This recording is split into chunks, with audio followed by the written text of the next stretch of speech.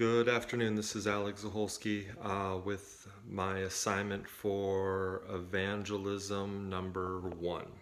Um, just what was it? Saturday morning, I was down at the abortion mill and arrived kind of excited to try to, focus on um, being able to have a circumstance to do this assignment in regards to. And I get down to the abortion clinic and I park right in front of a guy with a giant Mary carpet tapestry. I've seen him a number of times down at the kill mill. He lays it out on the sidewalk. And as I was driving down towards the Planned Parenthood, I was actually praying about the Lord giving me direction and wisdom to try to communicate to the abundance of Catholics that are oftentimes present. Well, anyways, I park and this guy is actually talking to another believer whom I'm also familiar with.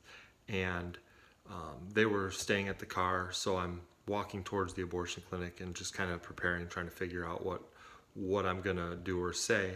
And lo and behold, they had already been there. This is at like 9 o'clock. No, it's like 8:30 in the morning. And the Catholics had already been there and gone for the majority. And that information I got from a different gentleman who I had seen there multiple times, works with one of the truth ministries that are oftentimes at the abortion clinics. And this gentleman and I kind of talked about Catholicism, and I had mentioned to him how I was prepared to come and to talk with someone. He happens to be from Mankato, goes to a Calvinist non-denominational church. I believe it's non-denominational church, he and his family. And he goes to the abortion clinic about 2 to 3, maybe more times a month, generally on a Saturday. So I'm familiar with him. And we started to kind of talk about different things. First, the false doctrine of Catholicism, and we had a lot of agreement in those areas. And then I made the comment about how, I didn't really agree with any points of Calvinism, maybe the depravity of, who we are, but in as much he got a bit defensive, and I felt a little anxious, uneasy in his defensivism, but really it was a good time of talking about different things, because I had mentioned that Calvinism was basically regurgitated Roman Catholicism, and he got pretty defensive in that, and we just kind of went back and forth different things. We talked about a lot of different topics. In between people arriving at the abortion clinic, we have opportunities to kind of get to know one another. And I've taken up those opportunities to sometimes share different truths with other believers.